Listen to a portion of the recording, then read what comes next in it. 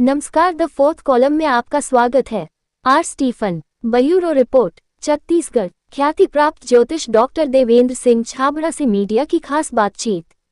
छत्तीसगढ़ के एमसीबी जिले के चिरमिरी नगर के बड़ा बाजार निवासी ख्याति प्राप्त ज्योतिष डॉक्टर देवेंद्र सिंह छाबड़ा ने मीडिया को ज्योतिष विद्या के बारे में और अपनी उपलब्धि और उन्हें जिन जिन स्थानों में सम्मान किया गया इस बारे में मीडिया को जानकारी देते हुए बहुत सारी जानकारी से ज्योतिष विद्या के बारे में बताते हुए उन्होंने अपनी बात कही। मीडिया के पूछे जाने पर कि नौकरी, पैसा या शादी विवाह में जो अड़चन आती है उसे आप कैसे दूर करते हैं, तो उन्होंने ज्योतिष विद्या के बारे में हमें बताते हुए कुछ बातें मीडिया कर्मियों को उनके जीवन से आधारित कुछ बातें बताते हुए उन्होंने जो सच्चाई बताई वह जानकर हम भी आश्चर्य हो गए। देवेंद्र सिंह छाबड़ा एक ख्याति प्राप्त ज्योतिष माने जाते हैं जिन्हें छत्तीसगढ़ के अलावा अन्य प्रदेशों में भी सम्मानित किया गया है, जिनकी उपलब्धियां दिन पर दिन बढ़ती ही जा रही है, जिनकी ज्योतिष विद्या ने कई ऐसी सच्चाई हमें बताया जिसके चलते आज उनकी ख्याति बढ़ती ही जा रही है। जिन्होंने कोरोना के समय में भी कुछ इसी तरह की भविष्यवाणी की थी जो वह भी काफी सत्य साबित हुई थी। मीडिया के प्रश्न का जवाब देते हुए उन्होंने मीडिया के माध्यम से और अपनी विद्या के बारे में और उपलब्धि के बारे में मीडिया को संबोधित करते हुए अपनी बात से हमें आश्चर्य में डाल दिया, क्योंकि उनकी कही हर बात में सच्चाई साफ साफ जाहिर दिखाई पड़ रही थी। आपका नाम? मैं डॉक्टर देवेंद्र सिंह छाबड़ा। डॉक्टर की उपाधि आपको कब मिली और किस विषय में मिली आपको? मैं एक्चुअल में डिप्रेशन में मैंने रिसर्च किया हुआ है और डिप्रेशन में ये जबलपुर से मैंने IVRC संस्था से रिसर्च किया था जी। और डिप्रेशन को लेकर के ही मुझे इसकी उपाधि से सम्मानित किया गया। बताइए, आप पिछले कई सालों से इसमें जुड़े हुए हैं और भविष्य वक्ता के रूप में लोगों के भविष्य के बारे में और आने वाले दिन के बारे में भविष्यवाणी करते हैं, मौसम के बारे में भविष्यवाणी करते हैं। ये किस रूप में करते हैं, कैसे करते हैं, ये चीज हमारे चैनल के माध्यम से आप बताने की कोशिश करिए। जी, एक्चुअल में डेट ऑफ बर्थ मुझे चाहिए रहती है जब किसी व्यक्ति का जब जन्म होता है जी जी। और उस समय उसका जो जन्म का समय रहता है और जन्म का स्थान, तो इस आधार पर जो ग्रहों की स्थिति रहती है उसी के आधार पर एक कुंडली का निर्माण होता है। एक चीज बताइए, इस चीज में आपने जगह जगह पर, आप मध्य प्रदेश, छत्तीसगढ़, जगह जगह आपको इनाम मिले, रिवार्ड मिले, क्या क्या चीज में रिवार्ड मिले, क्या विशेषता थी आपको जो सम्मान मिला? देखिए, सबसे पहले तो जो मैंने कोरोना को लेकर के, कोरोना के समय मैंने जो भविष्यवाणी करी थी वो ये आपके सामने में ही है। जी। तो ये लगभग 100%, जैसे ये 100% सच हुआ है ना, ये पूरा ये मैंने भविष्यवाणी करी थी 17 अप्रैल 2020 को कि कोरोना को लेकर के ऐसी स्थिति बनेगी और ये सारी स्थिति और एज इट इज वैसे ही हुई और काफी पहले से मैंने ये भविष्यवाणी करी थी। तो इसके आधार पर मैंने अपना दावा प्रस्तुत किया था जबलपुर के अंदर में और जबलपुर के अंदर में वहां पर मैंने अपना दावा प्रस्तुत करके तो वहां पर मुझे ज्योतिष रत्न की उपाधि से सम्मानित किया गया था।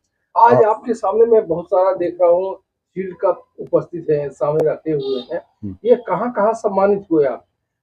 3 बार मुझे जबलपुर से अवार्ड मिला है जी। एक बार उड़ीसा से, उड़ीसा से मुझे 2 बार मिला, एक बार जगन्नाथपुरी से, एक बार भुवनेश्वर में जी जी।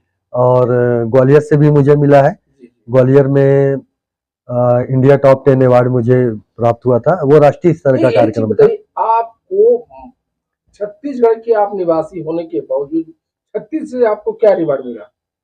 नहीं, छत्तीसगढ़ में अभी तक तो आपको अभी नहीं मिला है सम्मान। छत्तीसगढ़ से बस यही पर हमारे जो नगर निगम में जो एक कार्यक्रम हुआ था, हसदेव अलंकरण प्रतिभा संपन्न, उसी में मुझे सम्मानित किया गया था। ये जो प्रेरणा आपको मिली और जो आप कर रहे हैं, कहाँ से प्रेरणा मिली और कैसे आप कर रहे हैं, जनता को कैसे बता रहे हैं, इसकी खूबी आपको कहाँ से मिली? ये मम्मी हमारी जो थी ज्योतिष में बहुत विश्वास करती थी जी जी। तो करोल बाग में, दिल्ली हमारा ननिहाल है जी जी। तो करोल बाग में गुरुजी रहते थे, तो वो चीजें मम्मी हमारी जाती थी वहाँ, तो जैसे उनसे जानकारी मिलती थी तो मुझे वहीं से इंटरेस्ट जागृत हुआ कि ऐसे कैसे कोई बता देता है, एकदम से सारी चीजों को कैसे बता देता है। तो वहीं से, उस समय मैं 10th में था, 89 की बात है, तो मैंने वहीं से स्टेशन से ही किताबें वगैरह लेके पढ़ना चालू किया। तो बेसिक जानकारी मैंने पूरी पहले इकट्ठी कर ली। उसके बाद फिर मैंने उज्जैन में जाकर के कुल्लू का ज्योतिष है, पांडे जी हैं वहां पर, उनसे मैंने संपर्क साधा और उन्हें फलित के लिए जो कुंडली में जो मैंने जो बेसिक जानकारी ली थी उसको हम लोग किसी की कुंडली के बारे में कैसे बता सकते हैं, उसके लिए मुझे प्रशिक्षण दिया। आपने आपने कहा कुंडली के आधार पर बताएंगे, किसी की जन्म तारीख के अनुसार उसकी क्या प्रतिक्रिया बता पाएंगे आप जन्म तारीख के बाद? जन्म तारीख और जन्म समय नहीं आपको मिलता है तो फिर क्या बता पाएंगे आप? नहीं, उसके लिए फिर मुश्किल जाती है।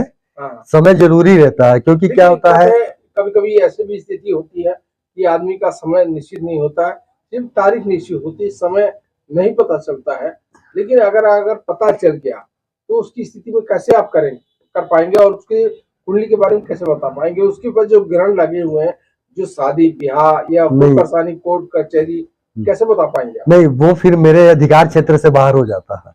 हाँ, वो एक्चुअल में क्या है, ज्योतिष की बहुत सारी विद्याएं हैं, जैसे हस्तरेखा है, ललाट शास्त्र है, मस्तिष्क शास्त्र जिसको बोलते हैं, सामुद्रिक शास्त्र है, टेरो कार्ड है, न्यूमरोलॉजी है, सिग्नेचर शास्त्र है। आपको एक अपने ही एक आदमी को बताने जा रहा हूँ, हमारे साथ हमारे अपने आदमी हैं, उनका मैं परिचय बाद में बताऊंगा।